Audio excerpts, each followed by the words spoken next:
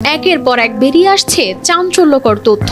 রিমান্ডে গোয়েন্দাদের জিজ্ঞাসাবাদে সালমান এফ রহমান তার অর্থ লুটের কৌশলগুলো নিয়ে মুখ খুলতে শুরু করেছেন। তদন্ত কর্মকর্তারা জানান, দেশের ব্যাংক খাত থেকে শুরু করে পুঁজিবাজার, বন্ড মার্কেট সব ক্ষেত্রেই তিনি ছিলেন মূল পরিকল্পনাকারী।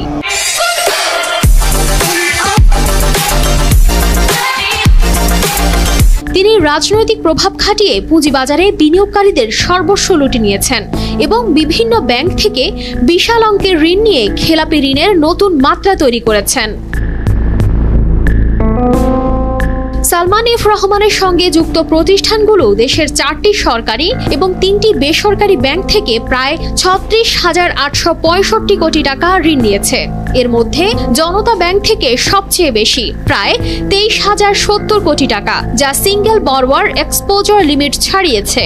অন্যান্য ব্যাংকের মধ্যে সোনালী ব্যাংক থেকে 1,838 কোটি, রূপালী ব্যাংক থেকে 965 কোটি, অগ্রণী ব্যাংক থেকে 1,409 কোটি, ন্যাশনাল ব্যাংক থেকে 2,952 কোটি, আইএফআইসি ব্যাংক থেকে 6,031 কোটি এবং এবি ব্যাংক থেকে 605 কোটি টাকা ঋণ নেওয়া হয়েছে।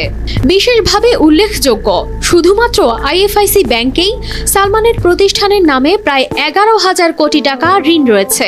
গত 31 বছরে শেয়ার বাজারের বড় কেলেঙ্কারিগুলোর সঙ্গেও সালমান এফ রহমানের সংশ্লিষ্টতা রয়েছে, যা বাংলাদেশ ব্যাংক জেনেও চুপ ছিল। শেয়ার বাজারে কারসাজির ক্ষেত্রে সালমান এফ রহমানের নাম বারবার উঠে এসেছে। বিশেষ করে 2010 সালে জিএমসি এয়ারলাইন্সের মাধ্যমে শেয়ার বাজার থেকে 400 কোটি টাকা হাতিয়ে নেওয়ার ঘটনায় তার ভূমিকা ছিল প্রধান। কোম্পানির আর্থিক প্রতিবেদনকে কারসাজি করে মুনাফা বাড়িয়ে দেখিয়ে বিনিয়োগকারীদের প্রলুব্ধ করেছেন, কিন্তু কোম্পানিটি শেষ পর্যন্ত বন্ধ হয়ে যায় আর বিনিয়োগকারীরা তাদের টাকা ফেরত পাননি। বর্তমানে সালমান এফ রহমানকে রিমান্ডে নিয়ে তদন্ত চলছে। তার বিরুদ্ধে অভিযোগ, তিনি দেশের ব্যাংক ও পুঁজিবাজারে কারসাজি করে বিপুল অর্থ হাতিয়ে নিয়েছেন। তার প্রভাবের কারণে এতদিন এসব তথ্য গোপন ছিল, কিন্তু এখন তা প্রকাশ্যে আসতে শুরু করেছে। সাম্প্রতিক সময়ে তার ছেলে আহমেদ শায়ান ফজলুর রহমানও ঋণ খেলাপির অভিযোগে আইএফআইসি ব্যাংকের পরিচালনা পর্ষদ থেকে বাদ পড়েছেন, যা পরিবারের আর্থিক কেলেঙ্কারির একটি ধারাবাহিকতা বলে মনে করা হচ্ছে।